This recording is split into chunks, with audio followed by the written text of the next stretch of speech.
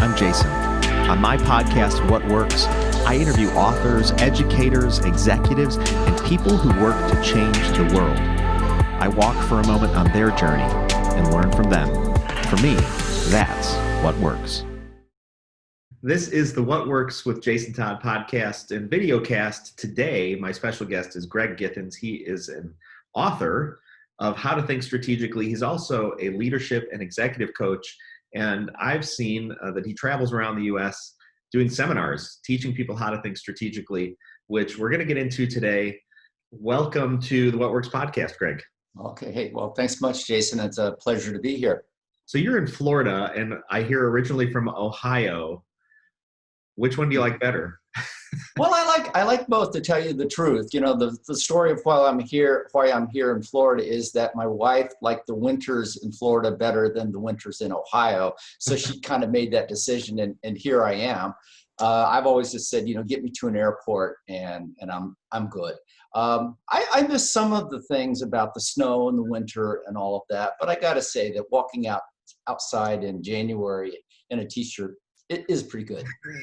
Yeah, that is something, isn't it? Yeah. I'm up in Northern Illinois, and I think it was two winters ago. I think it hit negative 30, and then I thought, why do I choose this? Yeah. Of all the places I could go. Mm-hmm. So you travel around the U.S. Talking about strategic thinking, and your book How to Think Strategically is super interesting to me. And you've developed this thought when? How did you come to this point where you're like, I'm going to write How to Think Strategically? Yeah. Well, the threads of strategy and innovation go back to early parts of my career. Actually, my undergraduate training is in science. I have a degree in microbiology. And through life's various journeys, I early part of my career was doing science kind of stuff, but I was at a fast-growing entrepreneurial company where they said 1 year's worth of experience here is 3 years anyplace else. I found myself getting thrust into developing innovative new technologies and helping the organization figure out where the future was and how to try to position itself and develop some business so that it could grow. And I had my own ambitions, which I think caused me to look inside and say, well, what kind of person do I want to become? Where's my career narrative, and where's all of it going? And so that's where a lot of the story really starts. I've always had the desire to write a book, and I have written a book as a co-author before, but this is my first book under my own name. And in short, one of my big learnings was that you've got to have a big idea if you're going to write a book. It's easy to come up with ideas, but it needs to be a big idea that's compelling and attractive. So the idea behind this book is that strategic thinking is an individual competency. And that if you are, as an individual, have this competency, it's valuable, and also it's rare. That as much as people talk about the virtues of strategic thinking, you're actually going to find that it's pretty rare and it's in demand. So a lot of this was just simply being in tune with my readership and knowing what they want. They want to grow their career. They want to add more value to their organizations. And my experience in standing in front of doing seminars, people say, can you tell me how to do this? This would be great. And about 6 years ago, this really kind of coalesced into saying, okay, if I'm going to do this, I need to find a publisher, get my ideas really put together, and to push the button and make the whole thing happen. And I was really fortunate that Maven House Press picked up on the book and said, yeah, we'll give you a form. And it's worked well since then. Were these were thoughts then that you put together before you wrote the book?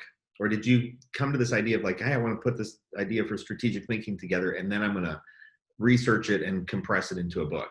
Okay. Well, it was sort of both, is that I had a lot of ideas about strategic thinking and strategy and all of that were sitting out there. And here's my naivete. I go, oh yeah, I've been writing about this topic for a long time. I'll put it together, 18 months, I'll be done, and it's out there. And it was 5 years.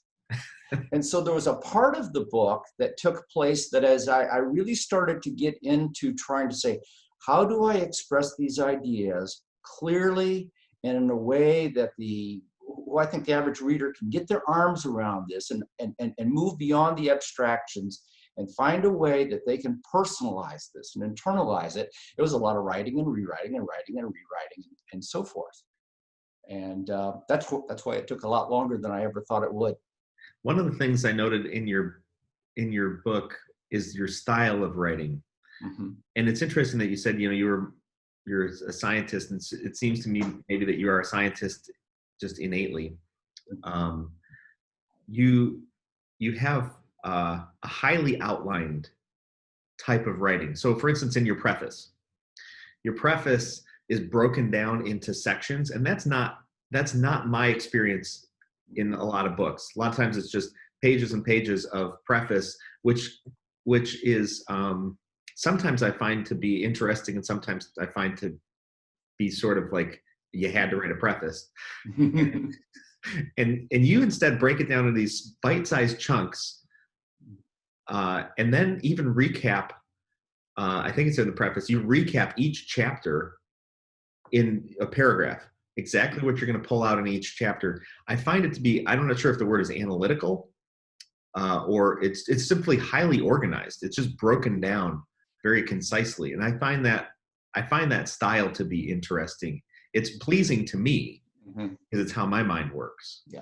But why did you do it that way?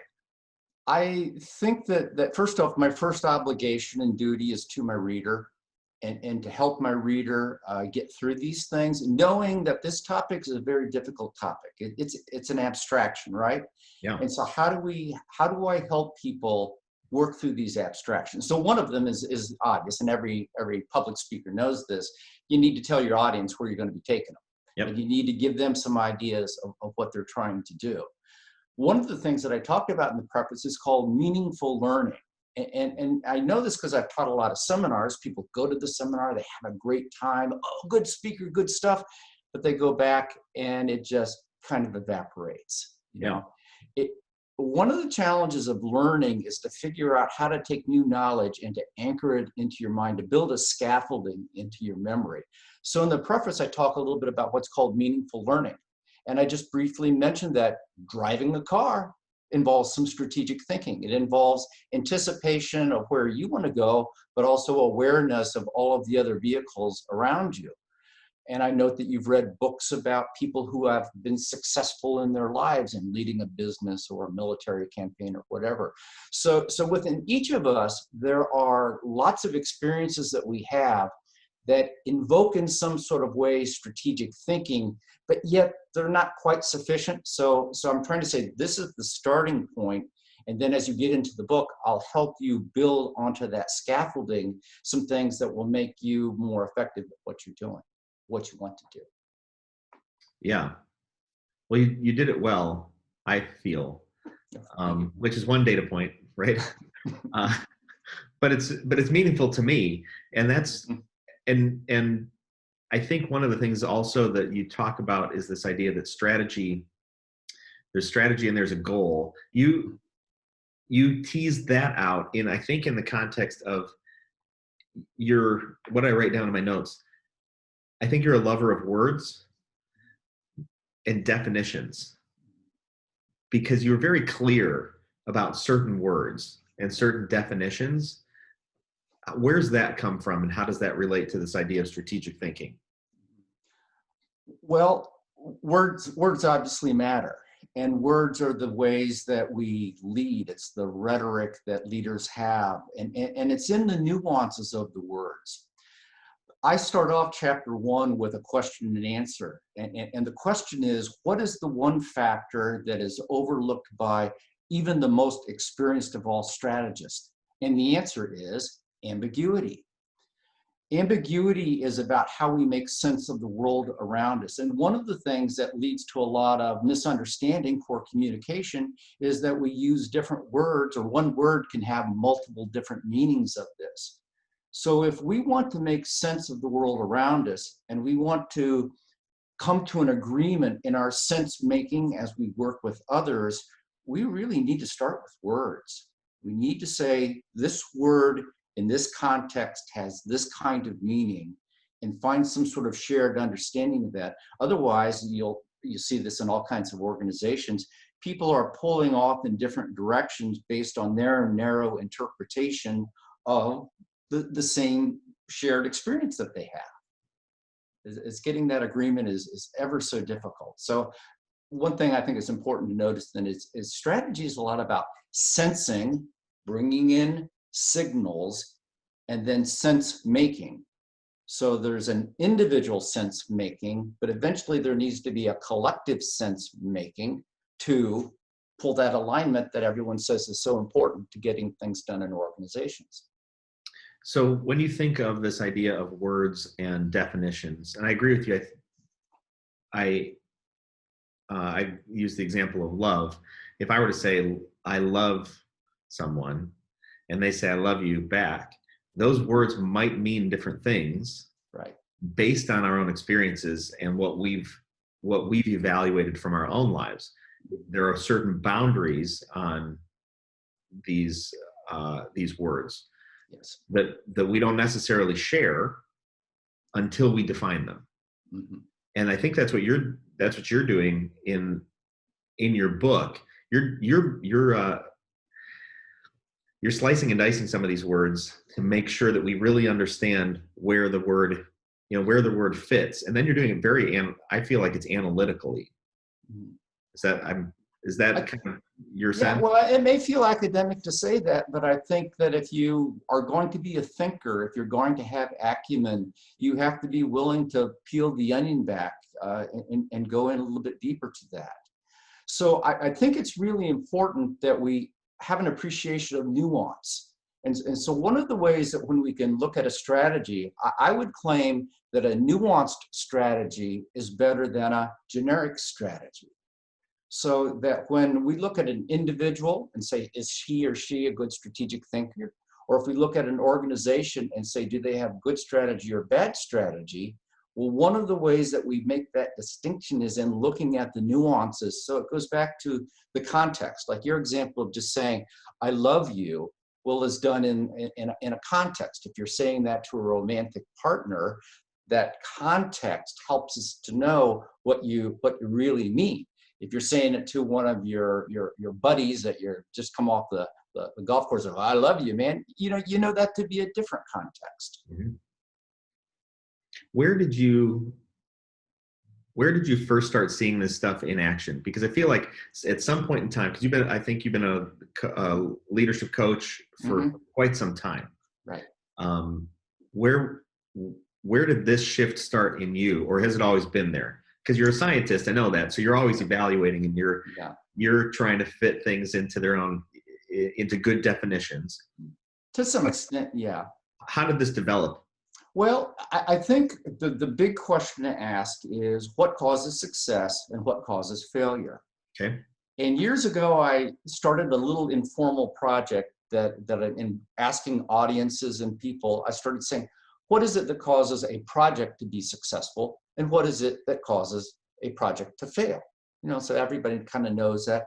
And you start to get back to some common things that are factors that cause success and factors that cause failure. Okay. And so this is kind of important to my definition of strategic thinking, is that there's 4 pillars, and the outcome of strategic thinking is success in the future. So however you or any of your listeners define success in some sort of future state is, I think, very, very critical to understand what strategic thinking is about, and also to understand what organizational strategy is about. So anyway, long story short is, I started doing some things like that, just asking the questions of audiences to try to get them to pull back and say, it's not simply following a methodology, but the most important tool is between your ears. Mm-hmm. And then realizing that a bunch of academics are actually doing some really outstanding work in this field. And that once you start to dive into that a little bit, it's just, it's there in front of you. It just needs to be discovered.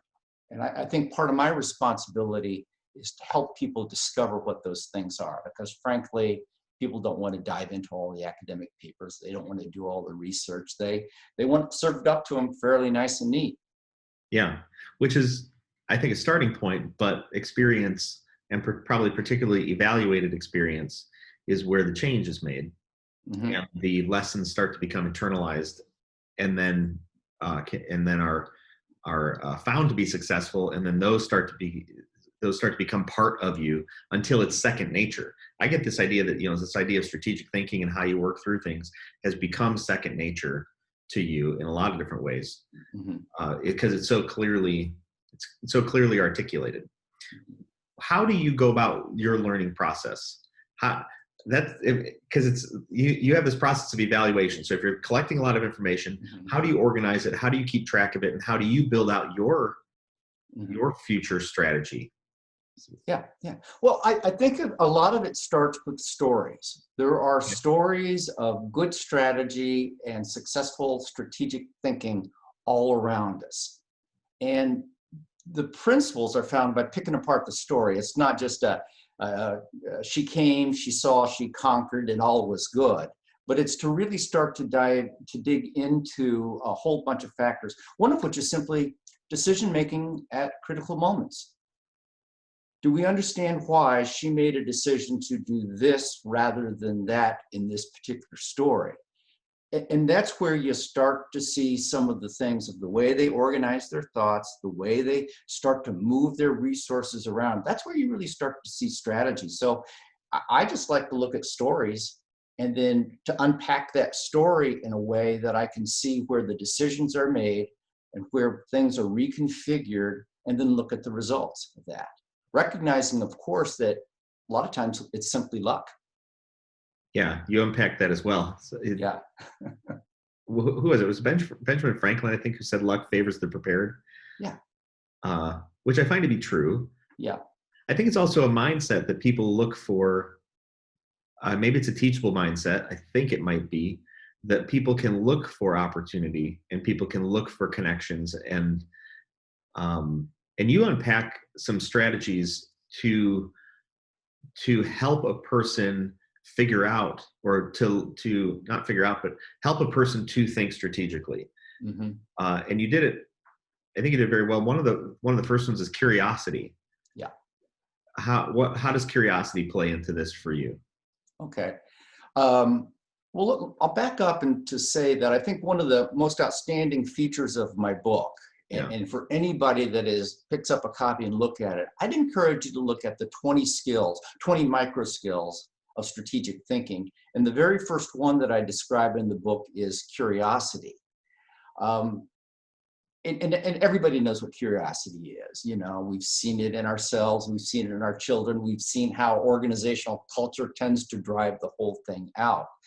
But one of the techniques I talk about, and you just mentioned Ben Franklin, and I call it the Ben Franklin technique, is you spend 1 week focusing on each of the micro skills so that it starts to become a habit of mind.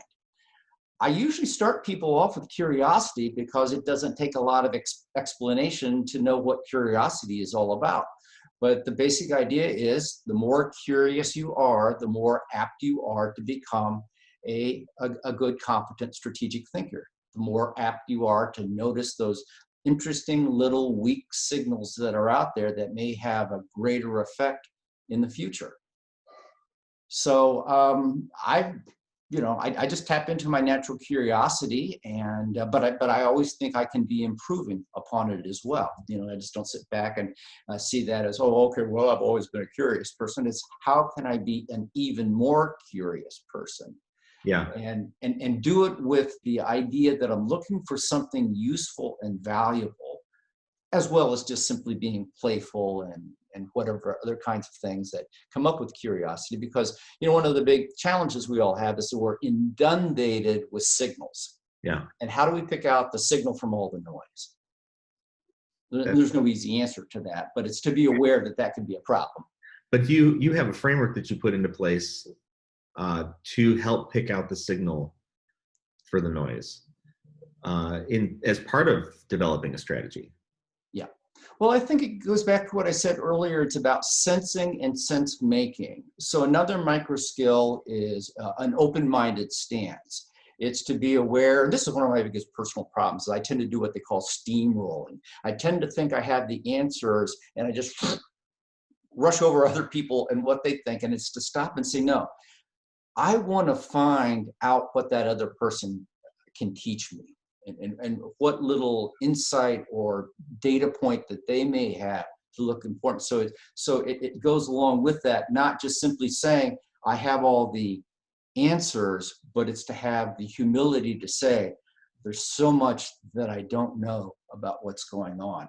Yet nonetheless, it can't be an academic exercise that I have to be moving towards something that's useful and value and leads towards that pillar of success in the future.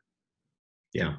One of the things I changed in my mind some years ago, because I have that same tendency of steamrolling, I think because my mind and my natural curiosity and ability to make connections tends to lead me to become not an expert, but leads me to know a subject matter pretty quickly and pretty well. Yeah. And then I can evaluate whether I will care about that and keep it around in my life, or whether I'll throw it out. Mm-hmm. And one of the things I adopted in my mind was the stance towards, instead of going into a situation saying, I know what I'm talking about, or I know this, right? I go with the stance that I'm wrong. I don't know in what ways and to what degree. Mm-hmm. And that enabled me, at least, to hold more loosely to things that I knew Yes. were right. Because there's nothing about, I think there's the book, might be the book You Are Not So Smart. And it talked about a professor years ago, 9/11. The day after 9/11, he had the presence of mind to have all of his students write down everything that they had experienced the day before. Everybody they talked to, what time they were, where they were at, right? And everybody wrote a paper basically on this thing. And a year later, he had to come back and write the same thing and then compare. And it turns out everybody's memories were about 50% different. Mm-hmm. And the point of it was that over time, our memories warp, they shape, and they reshape into making me more of a hero. Yeah. Making feelings and places and circumstances that weren't there, and even memory transference. I might take a memory that has actually some story you told me and embed it in my brain subconsciously, and it'll become my memory. And I'll say, oh, I was there doing such and such. And it even happened to the author as he was writing the book. He wrote a whole sequence of events, and then he was giving it to his friend to have him read it. And his friend's like, that didn't happen to you, that happened to me. And right. And one of the main principles was, no matter, even the person who there's no correlation between holding strongly Mm-hmm. to something and it being true. Sure. And so I just shifted my mindset into, I'm wrong, and I don't know in what ways or to what degree, which does not mean I'm not right. Yeah. It just means I'm not going to hold so tightly to this thing. I'm going to allow it to change. That's And powerful. it seems that's kind of where you're headed with this idea of learning and setting strategies and sensing and pulling the information in. Yeah. So what you just described, the academics called retrospective coherence, meaning when we look backward, we tend to organize the anchors of our story in a way that they're coherent and they make sense to us. And this is an example of a cognitive bias. So one of the features of my book is that I spend some time saying our minds trick us, and that an important part of understanding how to think strategically is to understand how our mind does tend to trick us. And one of the important micro skills is called metacognition, another fancy word, but basically it means the ability to monitor your thinking, your skills, and your feeling, and then to regulate changes so that you go in the direction that you want to go. One of the biggest problems that we have in all of our organizations and in society is that we only need a few little bits of data that we build together a coherent story. And that's where conspiracy theories come from.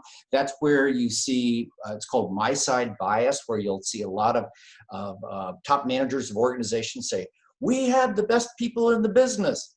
And I have to whisper to them and say, your competitors are saying the exact same thing. You know, and understanding that our minds bias us towards making bad judgments, I think is one of the most important things that we have to pick up on if we really want to be good strategic thinkers. How do we, or maybe how do you recommend people start developing some of these skills, and how would you measure whether they're working? Yeah, okay. Well, this is kind of one of my biggest lessons learned from writing the book. I wish I knew this when I started writing it, is that I really don't, until I get to chapter 4, I really don't introduce the first of these 20 micro skills of strategic thinking. There's a lot in this book, and that's what I'd say to the first-time reader is the first thing to do is to pick out and read the short paragraphs on each of these 20 skills of strategic thinking, like starting with curiosity. And then I also explained the Ben Franklin technique, which is you set aside 1 week to focus on this micro skill. You do the best that you can. 5 minutes a day is better than nothing. 5 minutes a week is better than nothing. But you go through a cycle of practicing each of the 20 micro skills a week and just keep repeating.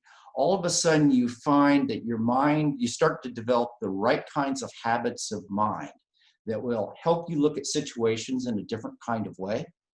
And then you can start to go through the book and say, oh, well, here's a story that we can all relate to. You know, like one of the examples I use is Columbus and the discovery of Americas as an example of strategy and strategic thinking. Okay, everybody can understand the basic contours of that story. Now we can start to see how these micro skills start to appear within that. So when I go to a second edition of the book, and I do the preface for that, this is the preface to the second edition, that will be one of the things that I'll say to the readers of the book is, first thing to do is to skim the book and make sure that you kind of understand what these 20 micro skills are about. And most of them are pretty common sense. A few of them have some fancy names like metacognition. I mentioned a few. And kind of get yourself in the habit of looking at those things. And then start doing a more rigorous read of the book, looking at the examples, unpacking and understand this is good strategy, this is bad strategy, this is what cleverness means, this is how ambiguity fits into the whole thing. And I guess that's what I'd kind of suggest as though your podcast is what works. That's what works. Yeah. And this is a skill. This idea of strategic thinking seems to be it's a skill beyond the corporate world. Because I think the word strategy is sort of loaded in terms of, well, it's corporations and, we got to set, and you talk about it, people set goals, but they call them strategies and they're not the same thing. But strategy is like a corporate thing. But I find this also, and I'm curious to see how you've applied it and where it's worked for you, personally setting strategies for one's life. Mm-hmm.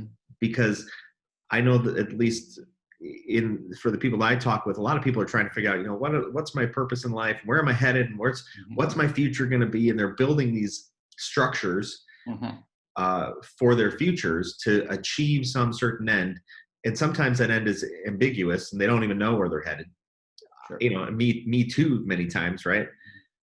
But strategy is a universal thing. I mean, you talk about Chris Columbus, it wasn't, arguably it was some sort of corporate venture to go off and discover a new world, but probably beyond that, it was his own desire to just, like what was he? He's going to be knighted or something like that. It's one of his goals was to be powerful and achieve just individually. Mm-hmm. And I think maybe beyond what he, was going to be able to do from a trade standpoint. But how do you apply, or do you apply these principles from an overall life strategy and what a person achieves or does for their lives? I mean, you moved from Ohio to Florida, and was it strategic? I don't know. Maybe it's make your wife happy. I don't know. Right. Or maybe, Yes, oh, absolutely. or because the winters, are better in Florida. But how do you apply it in a grander scheme, or do you? Yeah, you do. Well, back to your point, strategy is overused. It doesn't have to be just the big organizational strategy. And here's an example. I'm standing in the checkout line at the local supermarket, and I see all the hobbyist magazines. 5 strategies for sinking long putts. 5 strategies for attracting a member of the opposite sex. So people also use the word strategy in kind of a really low-level kind of way of it's just a way of getting something done. Yeah. Which, it's because of that, again, ambiguity that a lot of people just toss the word around strategy. And then also the word strategic, which is an adjective, is far overused. Yeah. It's just another way of saying this is important. A strategic plan is an important plan. A strategic market is an important market. A strategic project is an important project. And everybody puts that in that value of importance on something subjective, personal to them. So that creates this, big confusion out there about what it is that we're really talking about. So in my book, here's how I define strategy. And I'm, again, looking more at it as an organizational perspective, which is strategy is a specialized tool. You don't use it everywhere. It's used to advance the interest of the organization by managing issues that have broad and long-term impact. Most organizations don't have a very good strategy. They have a list of goals and aspirations and things that somewhere thinks is important. I opened up my newspaper this morning, saw another local company going out of business. Mm-hmm. I would argue that perhaps the reason for that is not a pandemic, although that is an accelerating factor. They probably didn't have a good strategy, or that could be contributing to part of it. Yeah. Then another part of the big idea around my book then, and this kind of getting it back to the personal, is that if you're an individual that seeks to have influence within an organization or within your community or anywhere, you need to be branded, to be thought of as a good strategic thinker. And I try to give some ideas of how can you help position your personal brand so that when people, see Jason Todd, oh, he's a good strategic thinker. I want to pull him into and get his thoughts on these issues that we're trying to deal with. Past that, it's just the day-to-day is full of noise, and really the word strategy in the day-to-day sense for the individual is just another way of issues management. Somehow groping and grappling and getting through the things that are right in front of them that day. I think it goes back, for me at least, to something I heard some time ago, where we as kids are taught what to think and rarely taught how to think. Mm-hmm. And so it's no wonder that people grow up and mess all sorts of things up because there's no framework for thinking things through. Mm-hmm. And sometimes we even believe things that are contrary. And the lesson that was given to me at the time was the saying of the early bird gets the worm. Mm-hmm. We'll go, yes, the early bird gets the worm. And we'll also hold the contrary thought, which is good things come to those who wait. Mm-hmm. So is it the early bird getting the worm, or is the good things coming to those who wait? Because those are different. Yeah. They're completely different thoughts. And nobody thought it through as they were going, oh, the early bird gets the worm. I believe it. They weren't thinking, wait a second, is that really true? And being thoughtful about it in some, probably beginning with the curiosity, like, why is it even possible? And then building a framework for how to think, how to be thoughtful. Because that's the word that's coming to my mind. That strategic has a lot to do with thoughtfulness and a framework for thinking that can be applied to organizations, can be applied to individuals, can be applied to relationships, can be applied to anything like you're talking about this, anything that has a forward thinking, it's kind of long-term, and a broad set of things that need to be brought together. Mm-hmm. Does that resonate? Well, it makes a lot of sense. I think that, we all need to learn how to think better. And maybe some of that comes through our life experiences. I don't think I could have written this book when I was 30 years old, but I think I'm writing it for people who are 30. Yeah. And so my life's lived experiences have kind of gone through, oh, there must be a methodology, a set of practices that one needs to master. And if one can master those things, one will be successful. To come to the realization, the wisdom that there's a lot of ways to get to the end point, and that it's as you're saying, it's the idea of being thoughtful is kind of where it's all at. And we live in cultures where this thoughtfulness is not often venerated in our cultures. You know, it's action, impulsive, doing kind of thing. To walk on two legs, you know, and that's the two legs of doing, is one part of this has to be doing. And I know you recently talked about strategic doing, but also the other part is strategic, let's call it contemplation. Because to me, doing and thinking are the same thing. When I am thinking, I am doing. Part of our challenge in our organizations is that this smacks of academics. It seems elitist, and our culture here in the United States at least doesn't fully grasp this. So one of the things that I tell my audiences is that nobody needs to know that you're thinking strategically. That's something that you can keep to yourself, but it's in the questions that you ask, it's in the decisions that you make, it's in the way that you strike the balance between impulsiveness and contemplation. That's what other people are going to see in you. So it's to try to train within the individual, give them the challenge to say, think about things in a different and better kind of way. It'll manifest itself into action that other people will notice. And that will be beneficial for you if you're looking at your career. It will be beneficial to your organization if you can be part of the dialogue that leads to the creation of good strategy and not bad strategy. You're very articulate in how you speak about this topic. I'm wondering if did your ability to understand that, but not only understand, but be able to articulate it back, did that come through writing the book, or did that come before writing the book? I think the articulateness and the passion and all of this comes as a result of, I think to be a good writer, you have to think clearly about what it is that you want to write about. Yeah. And I can tell you, I have written a lot of really crappy words on the topic of strategic thinking. And fortunately, nobody's been subjected to too many of those crappy words. So it's in the articulation and thinking about what it is that I want to say, remembering that I want to put my audience first. I exist to serve my audience. That's where a lot of it comes from. Some of the articulation comes before just because over the years I've been paid to write, and I've been paid to be up on a stage to express myself. And that just sort of comes from the practice of a career. Yeah, you found it to be beneficial to choose your words.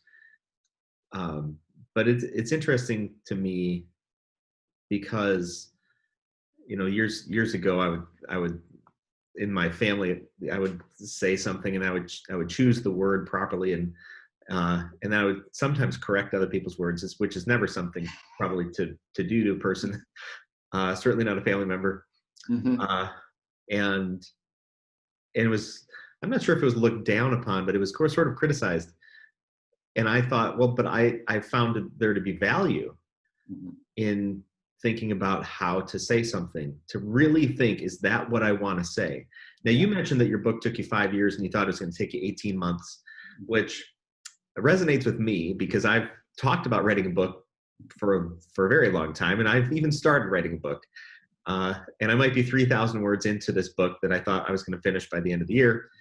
And one of the things I get hung up on, I'm wondering if you get hung up on this too, is making sure that what I'm saying is exactly what I mean. And is it exactly right in the scope of my understanding? Is that really true? And is it really what I want to say? How much do you personally get wrapped up in any of that? Or have you figured out how to just let things flow? No, I still struggled with it to the day. I've been working on a little writing project here for the last month or so. And I have thousands of words written down, but I think only a few hundred right now that I'm pretty pleased with. So I think you just gotta have to. I don't. If there truly are people that can just say what they mean and it comes right out there perfectly, that's great. But it hasn't been a case that I've been able to find. It's a real struggling to find the right combination of ideas, and then again to put it in a way, recognizing that I'm here to honor my audience. I'm here to be a curator. I often use that idea. I'm a curator, just like a museum curator. There's lots of stuff that I could tell you about. I'm going to try to give you the best of the best. And it's in the process of doing that. That's why it takes so long. How do you organize it all? How do you organize all your thoughts on strategic thinking and your speaking and the things that you're curating? Because I find that this curiosity in you, you're probably connecting things all the time. You mentioned that there's used an example from the local paper today, mm-hmm. and pulled that in. I agree with you. I love the name of curator. Mm-hmm. How do you keep track of all that stuff? Or do you have a systematic process for it that enables you to apply it in the future? Or do you just consume and let it sit?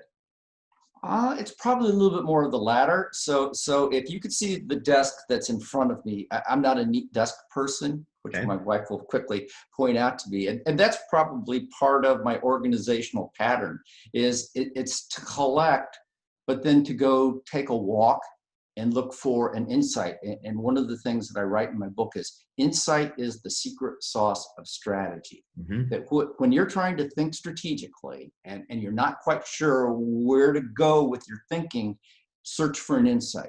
Search for a realization, something that pulls things together. Now, we'll share with you, since you're asking for organization, one technique that I teach to people. Yeah. And this is what I call my strategic thinking lab book. Okay. And I mentioned earlier, of course, I'm trained as a scientist. Yeah.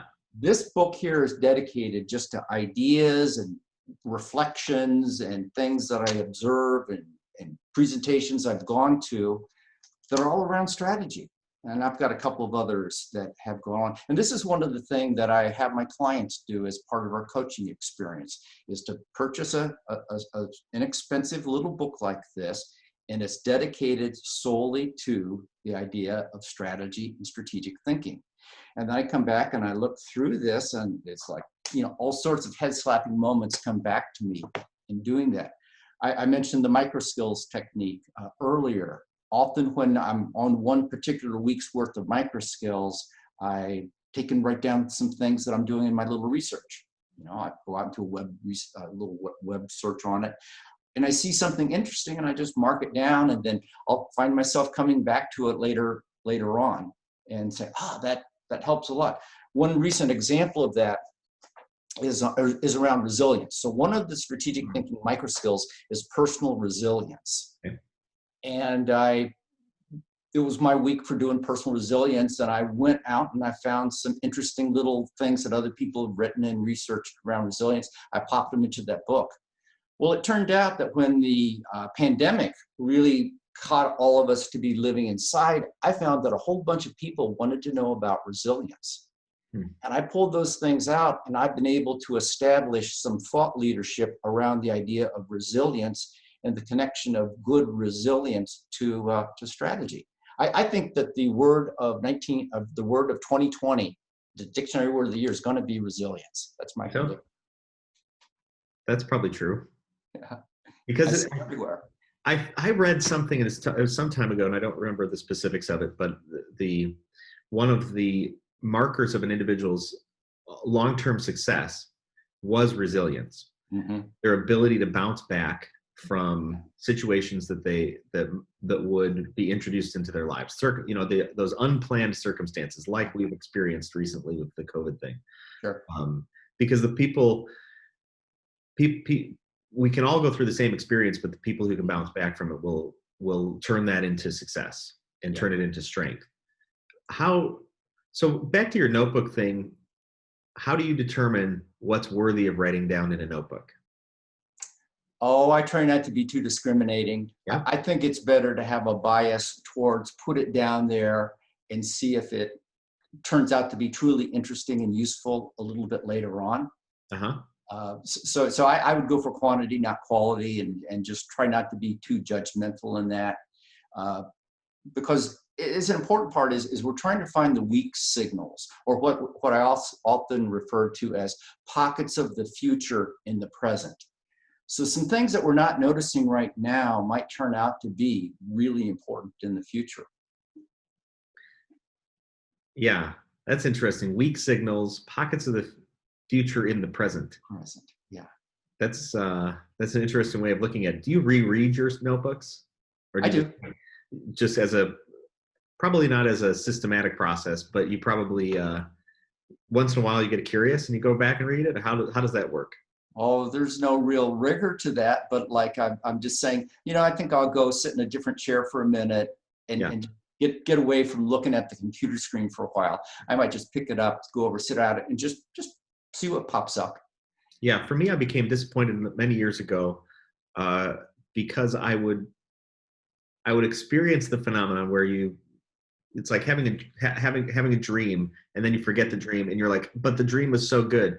And that applies to ideas. I had this idea. Yeah. Oh, the idea was so good, and it was forgotten because it wasn't written down. So I got into a discipline where I would write. I got similar notebooks, and now I use them electronically, where I would write down the idea and give it enough information, like a paragraph, that I could remember it. I could recreate it. Yeah. At some point in time when I read it in the future, because I thought ideas are gold. They're like they're those connections in our mind that just are randomly created, and actually probably not randomly, but they're created in the moment. And your way of talking about that is that something in the future, I think is so true. There have been a lot of times in my life where I've seen that. I've gone, oh my gosh, I thought of that. And then I pull it back and think, oh, that's the connection. And then some things die, but I don't think they actually do. They don't go away. They just are reshaped, reformed into new things, like clay, right? I make a creature, and then I smash it down, and then I reuse that clay in the future for something different. It seems like that's somehow a process that a person can apply to ease or move through future circumstances or create new things in the future. Yeah. I often like to say that strategy is crafted. I'm going back to that little visual of you molding some clay in some sort of way, and kind of keep that in mind. I like to say that strategy is crafted and not planned.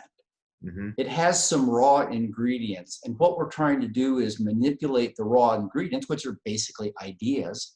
But some of those ideas need to be ideas about the future. It's recognizing that this pocket of the future in the present may become increasingly prevalent, such that it will change things completely. And, it's the idea of being proactive, of skating to where the puck is going to be. Those individuals who can see something that may turn out to be significant and find ways to organize resources around those early things, they get the early advantage in the competitive space. And that's what we're trying to nurture in organizations, is to have people being more outward looking, again, sensing and sense making, bringing that back, sharing and collaborating, and trying to make sense of where are things going in the future, given that the future may not work out the way that we want it to work out. There may be wild cards. Have you thought about how to have strategic conversations, or how to discuss strategy? You talk a lot about how to come up with strategy and principles for becoming a strategic thinker. Mm-hmm. It recalls to my mind this idea that there are a lot of great products poorly communicated that are never purchased, mm-hmm. and a lot of bad or average products that nobody needed that get a half-hour infomercial, and everybody's like, oh my God, I need one of those.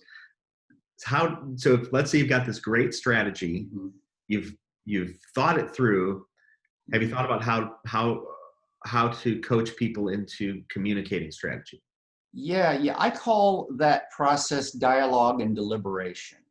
Okay. And one of the first ideas I'd like to share with you is that people communicate one-on-one very well, just like we're doing right now. If we had a third person in this conversation, or a fourth or a fifth person in this conversation, the dynamics would change, mm-hmm. and how we share our information. And then I start to become more aware of my social positioning. I start to be more aware of peer pressure that causes me to conform to what's going on. So strategic thinking, sometimes we are very unorthodox, heretical in our approaches. The first approach is in having dialogue, which means good, high quality conversation between individuals, but with the idea that they're in a one-on-one, or what is called a dyad. And so what I'll often do with organizations, I call it a combination between jury duty and speed dating. The jury duty idea is that juries come together and do deep thought and deliberation so that they can come out with a conclusion and a verdict. But the speed dating part is, it's a series of one-on-one conversations. So maybe you and I talk, and then we're part of another group. You switch and get a new partner, I switch and get a new partner. We have a conversation. Again, it's focused around strategy kinds of ideas. Less than 15 minutes. Switch and find a new partner. Switch and find a new partner. So that's the speed dating part. We're trying to have good, high quality conversations one-on-one, and then bringing people back together to socialize the ideas and the outputs among the larger crowd. So that gives people more time to be courageous, to spitball crazy ideas out there, and not be so concerned about, will I be judged badly by this group for saying something that is crazy? Yeah, that's an interesting way of looking at it. So for organizations that want to develop this strategic mindset, it sounds like you have some coaching stuff that you can apply into those organizations, because strategic thinking is not just the visionary, their leadership, or the management's responsibility. It's really something that can be instilled, as you talk about, individually, and then the collective knowledge and collective strategy can become the future of that organization. And sometimes when we hit something like COVID, where arguably none of us have a great way through, we need the insights and the understanding of everybody. What does an organization do in that circumstance, and how can they apply that? And then how do they get in contact with you to learn more? Oh, okay. Well, the first thing I would notice, since you used the word vision, I'm just going to quickly comment on that, which is, I don't use the word vision very much. And when people do use the word vision, I say, can we call it your preferred future? This is the future that you want to see take place. Okay. I'm okay with that. But at the same time, let's recognize that there's a probable future that may or may not overlap with your preferred future. And then there's wild cards. So an important part of strategic thinking is thinking about the future using the tools of what we call futures literacy. I'm really excited about how this tool set can help us think better about strategy, because we don't think about the future in a very effective kind of way. So to the other part of your question then, one of the things that I recommend people to do, because this is, is a really inexpensive way to do this. I think right now this is selling for $17 on Amazon. Is I think more people that can understand the thoughts that are in here. Some people step forward and say, yeah, I want to do this. And then I offer coaching one-on-one. I do also more or less traditional consulting, where I'll come into an organization and interview stakeholders. I'll ask them, this is one of my favorite questions, what's the biggest challenge that your organization faces that you can do something about? And I help them achieve some consensus on that so that they can make strategic decisions and then deploy them into action. That's one way to get a hold of me. My website is www.strategicthinkingcoach.com. So it's strategic thinking coach, all one word. And that's where you can find just a little bit of a high-level brochure of who I am and what I do. Well, we're at our time, but you said something right at the end, which makes me want to have coffee with you. Which is, you don't think people think about the future very, what was it? You talked about futures literacy. Yes. And then what was your comment? You don't think that people think about the future very effectively. There's a whole host of tools out there that are available to us that if we could just wrap our arms around these tools and start including them in our conversations, we could be much more proactive, individually and collectively. All right. Well, we'll leave it at that. They should pick up your book then. And Some ideas. as my data point, and for the people who are interested in things that I think about too, this book is really packed full of a lot of information. I found myself taking notes, and then almost like recreating the book because it was so packed full of stuff. One of the things I really appreciated about your approach, before we end, is that you didn't belabor the point. When the point was made, you made the point, instead of the next 4 pages are, the 5 more examples of the thing that you could have just said in 1 paragraph. I loved that. It spoke to my mind. And so thanks for your efforts. And I want to honor your journey that brought you to this point for this book, because I think it's also a really good time. It's a timely book when people are trying to put together a strategy out of all of the chaos, because it's the people who can adopt a strategy out of this chaos will succeed and be resilient, like we talked about, and the people who don't will continue to flounder and they'll wonder why. So thanks for joining me on this podcast. I appreciate it. Well, it's nice to be on the journey with you. Thank you, Jason. Absolutely. Thanks. If you know a person working to change the world who would be a great guest on the What Works podcast, contact me, jason@therealjtodd.com. You're listening to What Works with Jason Todd. Learn more at therealjtodd.com.